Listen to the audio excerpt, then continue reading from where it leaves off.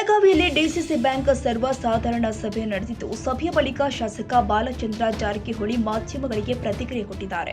General body meeting ಇತ್ತು, ಸಭೆ ಮಾಡಿದ್ವಿ. ಇನ್ನೂ ಹಲವು ನಿರ್ದೇಶಕರು ಸಭೆಗೆ ಬಾರದ ವಿಚಾರಕ್ಕೆ ಎಲ್ಲರಿಗೂ ನಾವು ಆಹ್ವಾನ ಕೊಟ್ಟಿದ್ವಿ. ಕೆಲವೊಂದು ಬಾರಿ ಎಲ್ಲರೂ ಬರಲ್ಲ. ಲಕ್ಷ್ಮಣ ಸವದಿ ಅವರು ಬೆಂಗಳೂರಿಗೆ ಹೋಗಿದ್ದಾರೆ. ಅಕ್ಟೋಬರ್ 19ನೇ ತಾರೀಕು ಎಲೆಕ್ಷನ್ ಫಿಕ್ಸ್ ಆಗಿದೆ. ಇನ್ನು ಕೊಲ್ಲಾಪುರ ಜಿಲ್ಲೆಯಲ್ಲಿ ಮೀಟಿಂಗ್ ಆದ ವಿಚಾರಕ್ಕೆ ಸ್ವಾಮೀಜಿ ಅವರು ಮೀಟಿಂಗ್ ಕರೆದಿದ್ರು. ಅಲ್ಲಿ ನಮ್ಮವರು ಹೋಗಿದ್ರು. ಅಲ್ಲಿ ಸಭೆಯಾದ್ರೆ ರಾಜಕೀಯ ಚರ್ಚೆ ಆಗಿರುತ್ತೆ. ನಾವು ಅಣ್ಣಾ ಸಾಹೇಬ್ ಜೊಲ್ಲೆ ಹಾಗೂ ಎಲ್ಲರೂ ಸೇರಿ ಮೀಟಿಂಗ್ ಮಾಡಿದ್ವಿ. 2-3 ತಾಲೂಕು ಎಲೆಕ್ಷನ್ ಆಗಬಹುದು. ಎಲ್ಲವನ್ನ ಅನ್ಅಪೋಸ್ ಮಾಡಲು ಆಗಲ್ಲ.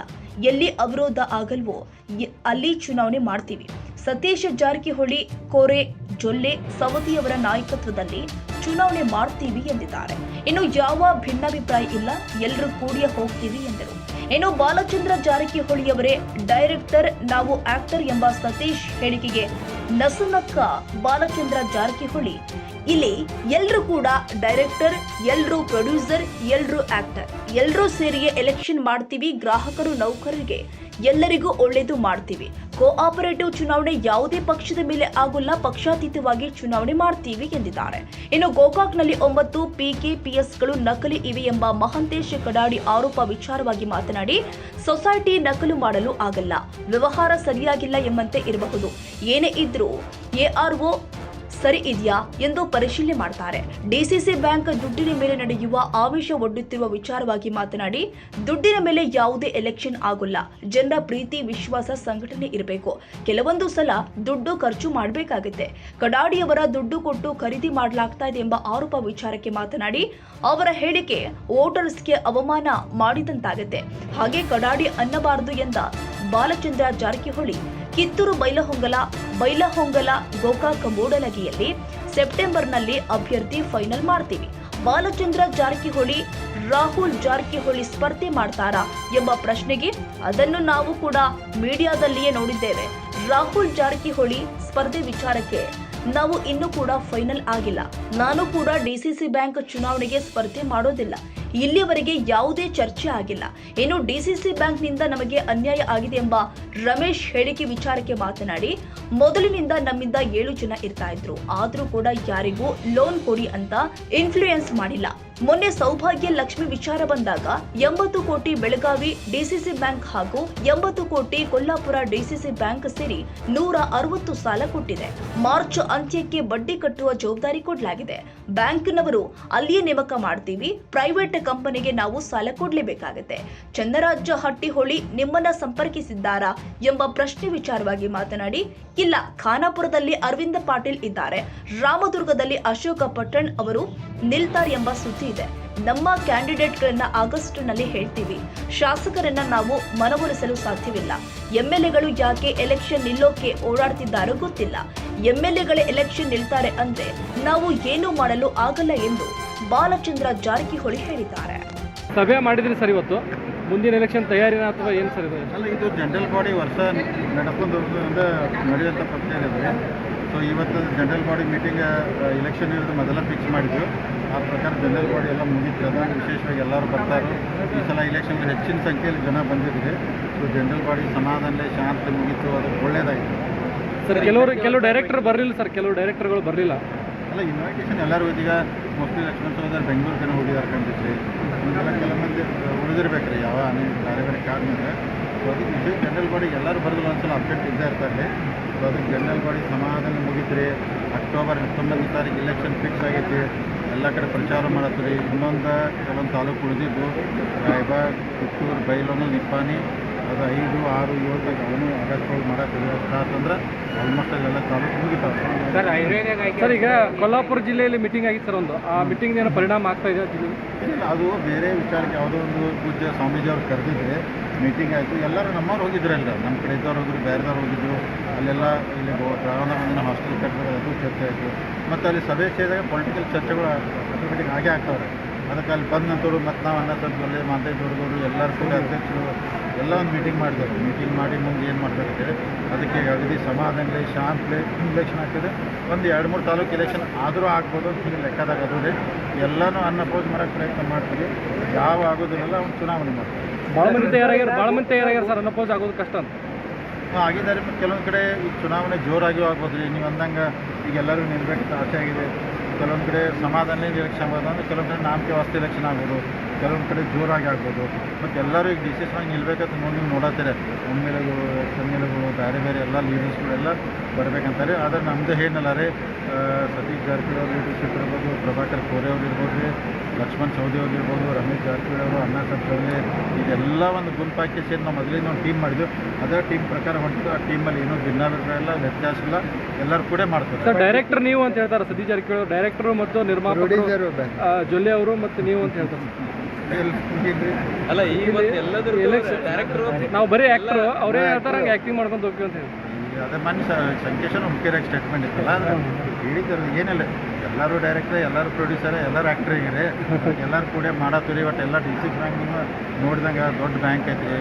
ಮುಂದಿನ ದಿನದಾಗ ಇನ್ನೂ ಬ್ಯಾಂಕ್ ಗಟ್ಟಿಯಾಗಿ ಇರೋದು ರೈತರಿಗೆ, ಗ್ರಾಹಕರಿಗೆ, ನೌಕರರಿಗೆ ಎಲ್ಲರಿಗೂ ಏನು ಒಳ್ಳೇದು ಮಾಡೋಕೆ ಮಾಡ್ತೀವಿ. ಸುಮ್ಮ ಅಪಪ್ರಚಾರಕ್ಕೋ ರಾಜಕೀಯಕ್ಕೋ ಏನಾದ್ರು ಮಾತಾಡ್ತಾರೆ, ಅವ್ರು ಏನು ನಾವು ಬಾಯಿ ಮುಚ್ಚೋಕ್ಕೂ ಆಗೋದಿಲ್ಲ. ಎಲ್ಲ ನಡೆಯುವ ಬ್ಯಾಂಕ್ ಚಲೋ ಐತೆ, ಮುಂದೆ ಚಲೋ ನಡೀತೈತೆ. ಬಟ್ ಅವರು ಪಕ್ಷದ ಅಡಿಯಲ್ಲಿ ಒಂದು ಕ್ಯಾಂಡಿಡೇಟ್ ಆಗ್ತದೆ ಲಾಸ್ಟ್ ಟೈಮ್ ಹೇಳಿದ್ರು ಮೊನ್ನೆ ಕಾಂಗ್ರೆಸ್ ಕ್ಯಾಂಡಿಡೇಟ್ ಇಲ್ಲ ನೋಡಿರಿ, ಈಗ ಈ ಕೋಆಪರೇಟಿವ್ ಯಾವುದೇ ಚುನಾವಣೆ ರಾಜ್ಯದಲ್ಲಿರಲಿ ಅಥವಾ ಜಿಲ್ಲೆಯಲ್ಲಿ ಯಾವುದೇ ಕೋಆಪರೇಟಿವ್ ಚುನಾವಣೆ ಅಂದರೆ ಪಕ್ಷದ ಮ್ಯಾಗ ಆಗೋದಿಲ್ಲ. ಪಕ್ಷಾತೀತವಾಗಿ ಜಾತ್ಯತೀತ ನೀರಿಗೆ ಚುನಾವಣೆ ಮಾಡ್ತೀವಿ. ಬೆಳಗಾವಿಯಲ್ಲಿ ಅವೆಲ್ಲ ಭಾಳ ವರ್ಷ ನೋಡಿದಿರಿ. ಇಲ್ಲೆಲ್ಲ ಕಾಂಗ್ರೆಸ್, BJP, JDS, MES ಎಲ್ಲರೂ ಕೂಡ ಚುನಾವಣೆ ಮಾಡ್ತಿತ್ತು. ಇದು ಚುನಾವಣೆ ಹಂಗೆ ಮಾಡ್ತಾರೆ. ಸರ್ 9 ಗೋಕಾಕಲ್ಲಿ 9 PKPSಗಳು ನಕಲಿ ಇದೆ ಅಂತೇಳಿ ಇವತ್ತು ಮಹಾಂತೇಶ್ ಕಡಾಡಿ ಅವರು ದೂರು ಕೊಟ್ಟಿದ್ದಾರೆ ಸರ್. 9 ಸಂಘಗಳು ನಕಲಿ ಇದೆ, 9 ಗ್ರಾಮಗಳಿರ್ತಕ್ಕಂಥ ಹಾಕೋದಕ್ಕೆ ಮಾತ್ರ ಬಳಕೆ ಮಾಡ್ಕೊಳ್ಳಾಗ್ತಿದೆ ಅನ್ನೋಂಥ ಆರೋಪ. ಅಂದರೆ ವ್ಯವಹಾರ ಆಗಿಲ್ಲ ಅಂತ ಹಿಂಗೆ ಹೇಳ್ತಾರೆ. ಎಲ್ಲರೇ ಪೂರ್ ನಕಲಿನ ಅದಾವ ಸರ್, ಬರೀ ಎಲೆಕ್ಷನ್ಗೋಸ್ಕರ ಅವ್ನು ಇಟ್ಕೊಂಡಾರು. ಯಾಕಂದರೆ ಒಂದು ಸೊಸೈಟಿ ನಕಲಿ ಮಾಡೋಕ್ಕಾಗೋದಿಲ್ಲ. ಯಾಕಂದರೆ AR ಅವರೆಲ್ಲ ಪರ್ಮಿಷನ್ ಕೊಟ್ಟು ಸೊಸೈಟಿ ಮಾಡಿರ್ತಾರೋ, ಬ್ಯಾಂಕ್ ಜೊತೆ ವ್ಯವಹಾರ ಆಗಿರ್ತಾವೆ. ಅಂದರೆ ಬ್ಯಾಂಕ್ದಾಗ ವ್ಯವಹಾರ ಮಾಡೋಕ್ಕೆ ಕಡಿಮೆ ಅವರು ಆಗಿರ್ಬೋದು, ಅಂದರೆ ವ್ಯವಹಾರ ಸರಿಯಾಗಿಲ್ಲ ಹಿಂಗಿರ್ಬೋದು. ಸರಿ, ಎಲ್ಲಕ್ಕೂ ವೋಟಿಂಗ್ ಎಲಿಜಿಬಲ್ ಇದ್ದೇ ಇರ್ತೈತಿ. ಆ ಥರ ಏನು ಆಗಿಲ್ಲ ನಮ್ಮ ಗಮನಕ್ಕೆ. 9 ಗ್ರಾಮಗಳ ಹೆಸರು ಹಾಕಿ ಅವರು ಒಂದು ದೂರು ಕೊಟ್ಟಿದ್ದಾರೆ. ಅದನ್ನ ಏನಿದ್ರೆ AR ಮತ್ತು ಅಥವಾ ಚೆಕ್ ಮಾಡ್ತಾರೆ, ಸರಿ ಐತೋ ತಪ್ಪಿತ್ತು ನೋಡ್ತಾರೆ. ಈಗ ಕೆಲವೊಂದಿಗೆ ಅಲಿಗೇಷನ್ ಮಾಡ್ಬೋದು ರೀ, ಆಮೇಲೆ ಸರಿ ಇದೆ ತಪ್ಪಿತ್ತು ಎನ್ಕ್ವೈರಿಮೆಂಟ್ ಮಾಡಿದಾಗ ಗೊತ್ತಾಗ್ತದೆ.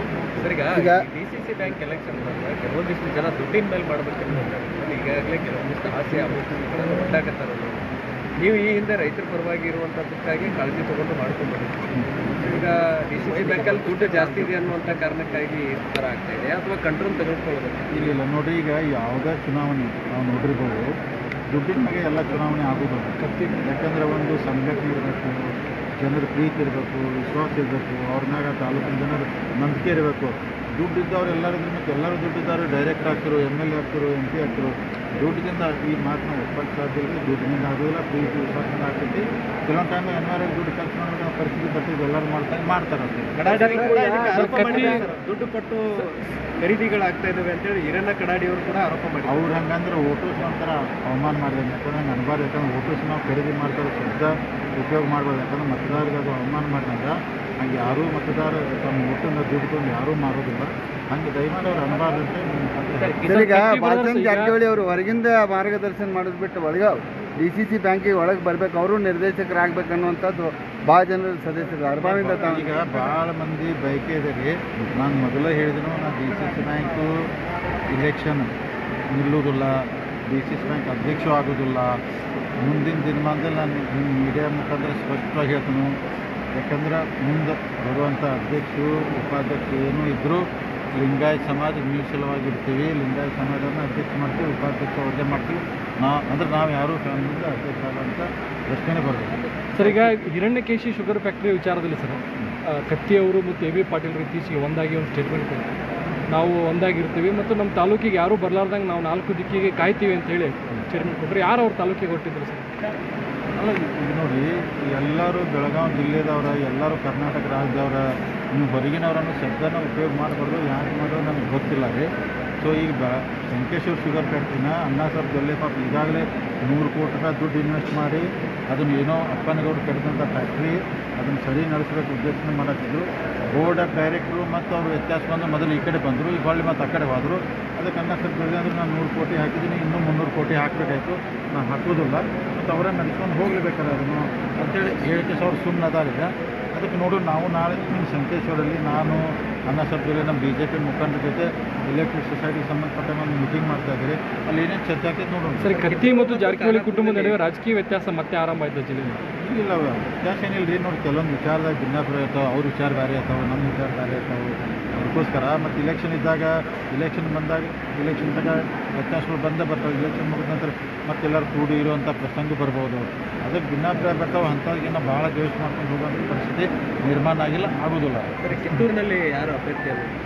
ಈಗ ನಾವೆಲ್ಲರೂ ಕೆಲವೊಂದು ಏನು ಮಾಡಿದ್ದೀವಿ, ಈ ಖಾನಾಪುರ ಅರವಿಂದ್ ಪಾಟೀಲ್ ಓಪನಾಗಿ ಅನೌನ್ಸ್ ಮಾಡಿದ್ದೀವಿ. ಉಳಿದ ಕಡೆ ಎಲ್ಲ ಸ್ಟಡಿ ಮಾಡತ್ತೀವಿ. ಕಿತ್ತೂರು ಇರ್ಬೋದು, ಬೈಲೊಂಗಲು ಇರ್ಬೋದು, ಅಲ್ಲಿ ಮತ್ತೆ ದೊಡ್ಡಗೌಡರು ಇರ್ತಾರೆ. ನಾವೆಲ್ಲರೂ ಚರ್ಚೆ ಮಾಡಿ ಸೆಪ್ಟೆಂಬರ್ದಾಗ ಕ್ಯಾಂಡಿಡೇಟ್ ಫೈನಲ್ ಮಾಡ್ತೀವಿ. ಕಿತ್ತೂರು, ಬೈಲೊಂಗಲು, ಕೆಲವೊಂದು ಗೋಕಾಕ್, ಮೂಡಲಿಗೆ ಸೆಪ್ಟೆಂಬರ್ದಲ್ಲಿ ಫೈನಲ್. ಯಾರಾದರೂ ಈ ಸರಿ ಈಗ ನಾವು ಅತಿ ನಿಲ್ಲೋದಿಲ್ಲ ರೀ. ಬೇರೆ ಯಾರು ನಿಲ್ತಾರೆ ಇನ್ನೂ ತನಕ ಗೊತ್ತಿಲ್ಲ. ಐ ಥಿಂಕ್ ರಾಹುಲ್ ಜಾರಕಿಹೊಳಿ ಅವರ ಹೆಸರು ಕೂಡ ಕೇಳಿ ಬರ್ತಾ ಇದೆ. ಅದೇ ಅಂದರೆ ಮೀಡಿಯಾದಾಗೂ ನಾನು ನೋಡಿದ್ದೆ ರೀ. ರಾಹುಲ್ ಅವ್ರು ಬೆಳಗಾವಿ ಸ್ಪರ್ಧೆ ಮಾಡ್ತಾರಂತ, ಇನ್ನೊಬ್ಬರು ಮತ್ತೊಂದು ಕಡೆ ಸ್ಪರ್ಧೆ ಮಾಡ್ತಾರೆ. ಮೀಡಿಯಾದಾಗ ನೋಡ್ತಾ ಇದ್ವಿ. ಇದ್ರ ಬಗ್ಗೆ ಇನ್ನೊಂದು ಮತ್ತು ಸತೀಶ್ ಅವರು, ನಾವು ರಮೇಶ್ ಅವ್ರು ಕುಂತು ಚರ್ಚೆ ಮಾಡಿದಾಗ ಯಾವುದನ್ನೋದು ಫೈನಲ್ ಬಂದರೂ ಬರ್ಬೋದು. ಇಲ್ಲಿ ತಗ ಆ ಥರ ಯಾವುದು ಚರ್ಚೆಗಳಾಗಿಲ್ಲ.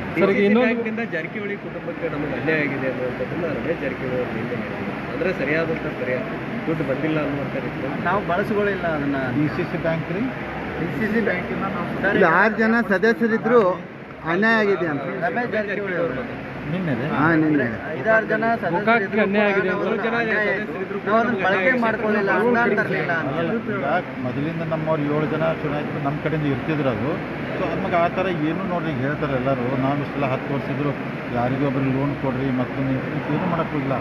ಮೊನ್ನೆ ಸೌಭಾಗ್ಯ ಲಕ್ಷ್ಮಿ ಬಂದಾಗ ಅದಕ್ಕೆ ನೀವು ಫಸ್ಟ್ ಟೈಮ್ ಎಲ್ಲರೂ 160 ಕೋಟಿ, 160 ಕೋಟಿ ಅಲ್ಲಪ್ಪ, 80 ಕೋಟಿ ಬೆಳಗಾವಿ DCC, 80 ಕೋಟಿ ಕೊಲ್ಲಾಪುರ DCC ಕೂಡಿ 160 ಕೋಟಿ ಕೊಟ್ಟಿದ್ದು. ಮಾರ್ಚ್ ಎಂಡಿಗೆ 22 ಕೋಟಿ ಬಡ್ಡಿ ಕಟ್ಟಬೇಕಾದ್ರೆ ಅದನ್ನು ಕಟ್ಟು ಜವಾಬ್ದಾರಿ ವಸತಿ ಬ್ಯಾಂಕ್ನವ್ರು ಇಬ್ಬರನ್ನ ಅಲ್ಲೇ ನೇಮಕ ಮಾಡ್ತೀವಿ.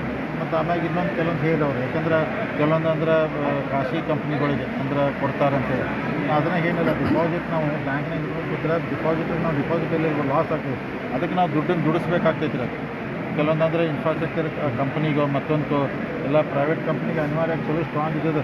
ಈಗ ಯಾರ್ಯಾರು 3 ಕೋಟಿ ಕೊಟ್ಟರೆ 200 ಕೋಟಿ ಆಸ್ತಿ ಪರ್ಸೆಂಟ್ ಕೊಡಬೇಕು. ಅದಕ್ಕೆ ಕೊಡ್ತೀವಿ. ಅದಕ್ಕೆ ದಯಮಾಡಿ ಬ್ಯಾಂಕ್ ರೊಕ್ಕ ದುಡಿಸೋಣ ಡಬಲ್ ಆಗ್ತೈತೆ. ಇಟ್ಕೊಂಡ್ರೆ ಲಾಸ್ ಆಗ್ತೈತೆ. ಅದಕ್ಕೆ ಸರ್, ಖಾನಾಪುರದಲ್ಲಿ ಈಗ ಚಂದ್ರರಾಜ್ ಜಾರಕಿಹೊಳಿ ಅವರು ಆ್ಯಕ್ಟಿವ್ ಆಗಿರುವಂಥದ್ದು, ಅವರೇನಾದರೂ ನಿಮ್ಮನ್ನು ಸಂಪರ್ಕಿಸ್ತಾರೆ ಅಂದರೆ ಪಕ್ಷಾತೀತವಾಗಿ ಮಾಡ್ತೀವಿ ಅಂತ ಎಲ್ಲ ಮಾಡ್ತಾ ಇದ್ದೀವಿ. ನಮಗೆ ನಾವು ಸಂಪರ್ಕ ಮಾಡಿದ್ವಿ. ನಮ್ಮ ಕ್ಯಾಂಡಿಡೇಟ್ ಅರವಿಂದ್ ಪಾಟೀಲ್ ಅದಾರ, ಅವ್ರು ಮಾಡಕತ್ತಾರೆ. ಆಚೆ ಕಡೆ ಮತ್ತು ಯಾರು ನಿಲ್ತಾರೆ ರಾಮದುರ್ಗದಲ್ಲಿ ರಾಮದುರ್ಗ ನಮ್ಮ ಕ್ಯಾಂಡಿಡೇಟಿಗೆ ಆಗಲಿ ಒಂದು ಸ್ವಲ್ಪ ಹೋಗೆಲ್ಲ ಮೀಟಿಂಗ್ ಮಾಡಿ ಬಂದಿದ್ದಾರೆ. ಬಟ್ ಅಶೋಕ್ ಪಟೇಲ್ ಪ್ರಚಾರ ಪಟೇಲ್ ಅವರು ಕೂಡ ತಾನೇ ಅವರು ನಿಲ್ತಾರಂತ ಸುದ್ದಿ ಇದ್ದಾರೆ. ಸೊ ನಮ್ಮ ಕ್ಯಾಂಡಿಡೇಟ್ ನಾವು ಆಗಸ್ಟಲ್ಲಿ ಹೇಳ್ತೀವಿ ನಾವು. ಸರ್, ಈಗ ವಿಶೇಷವಾಗಿ MLAಗಳು ಭಾಳ ಜನ ನಿಲ್ಲಕ್ಕೆ ರೆಡಿ ಆಗಿದ್ದಾರೆ. ಅವ್ರನ್ನ ಮನವೊಲಿಸುವಂತ MLAಗಳು ಹೆಂಗೆ ಮನವೊಲಿಸೋರು ನೀವು ಎಲ್ಲ ಅದೇ ಸರ್, MLAಗಳು ಈ ಕಡೆ ಒಲವು ತೋರಿಸ್ತಾರೆ. ಏನಾದರೂ ಅನುದಾನ ಸಿಕ್ಕಿಲ್ಲ. DCC ಬ್ಯಾಂಕ್ ರೀ ಮಾನಸಿಕ 30 ವರ್ಷದ ಇವರು ಅದಾರ. ಏನು ವಿಶೇಷ ಅವ್ರನ್ನೇ ಕೇಳಿದ್ರು. ನನಗೆ ಗೊತ್ತಾಗುತ್ತೆ ಎಲ್ಲರೂ ಯಾಕೆ ನಿಲ್ಲಕ್ಕೆ ಓಡಾಡ್ತಾರೋ. ಕಾಗವಾಡದಲ್ಲಿ MLA, ಕಿತ್ತೂರು MLA ಮತ್ತು ರಾಮದುರ್ಗ MLA ನಾನೇ ಕ್ಯಾಂಡಿಡೇಟ್ ಚಿಕ್ಕೋಡಿಗೆ ರೀ. ಈಗ ಅಂದರೆ ಯಾಕೆ ಈಗ ನಾವು ನಮ್ಮಲ್ಲೆಲ್ಲ ನಾವು ನಮ್ಮ ಸೆಕೆಂಡ್ ಲೈನ್ ಲೀಡರ್ಗಳಿಗೆಲ್ಲ ಬೆಳೆಸಿ ಅವರಿಗೆಲ್ಲ ಅವಕಾಶ ಕೊಡ್ತಿದ್ದೀರಿ. ಎಲ್ಲರೂ ಹಂಗೆ ಮಾಡಿ ಚಲೋ ಈಗ ಅವ್ರು ಅಕಸ್ಮಾತ್ ನಿಲ್ತು ಅಂದ್ರೆ ನಮಗೇನು ಮಾಡೋಕ್ಕಾಗಲ್ಲ. ನಾನು ಕ್ವಶನ್ ಮಾಡೋಕ್ಕಾಗಲ್ಲ. ಅವ್ರ ಡಿಸಿಷನ್ ಅಂದ್ರೆ MLAಗಳು ಎಲ್ಲರೂ ವಿಶೇಷ. ಸರ್, ಈಗ ಅವಾಗ ಹೆಂಗೆ ಕಾಂಪ್ರಮೈಸ್ ಆಗ್ತೀರಿ ಅನ್ನೋದು ಜಾರಕಿಹೊಳಿ ಅವ್ರ ಮಾರ್ಗದರ್ಶನದಲ್ಲಿ ಹೋಗ್ತಾ ಇದ್ದೀರಿ ಅನ್ನೋದು. ಈಗ ರಾಮದುರ್ಗದಲ್ಲಿ ಅಥವಾ ಖಾನಾಪುರದಲ್ಲಿ ಏನಾದರೂ ಕಾಂಗ್ರೆಸ್ ಅವರ ಅಭ್ಯರ್ಥಿಗಳಾಗಿರ್ತಾರೆ, ಸೊ ಅವಾಗ ನಿಮ್ಗೆ ಹೆಂಗೆ ಅಲ್ಲ ಈಗ ನೋಡಿ ಅವರೆಲ್ಲ ಲೀಡರ್ಶಿಪ್ ಎಲೆಕ್ಷನ್ ಮಾಡೋದು. ನನ್ನ ವಿಶೇಷ ಗಮನಕ್ಕೆ ಅಂದರೆ ಇಲ್ಲಿ ತಗ ಪಾರ್ಟಿ ಮೇಲೆ ಹೋಗೋದಿಲ್ಲ. ಅಕಸ್ಮಾತ್ ಯಾರ್ಯಾರು ನಮ್ಮ BJP ಮೇಲೆ ಇರ್ಬೋದು, ಕಾಂಗ್ರೆಸ್ ಏನಿರ್ಬೋದು, ಪಾರ್ಟಿಗೆ ಸಂಬಂಧ ಇರ್ಬೋದು, ಕೋಆಪರೇಟಿವ್ ಲೆಕ್ಕದಾಗ ಮಾಡ್ತಾರೆ. ಅಲ್ಲಿ ಎಲ್ಲರೂ ಕೂಡ ಯಾವ ಕ್ಯಾಂಡಿಡೇಟ್ ನಿರ್ಣಯ ಮಾಡ್ತಾರೆ ಅವ್ರಿಗೆ ಎಲ್ಲರೂ ಕೂಡ ಸಹಕಾರ ಕೊಡ್ತಾರೆ. ಪಾರ್ಟಿನ ಇನ್ವಾಲ್ವ್ ಇದ್ರಾಗ ಮಾಡೋಕ್ಕೆ ಹೋಗೋದಿಲ್ಲ. ಎಲ್ಲರಿಗೂ ವಿನಂತಿ ನಾನು.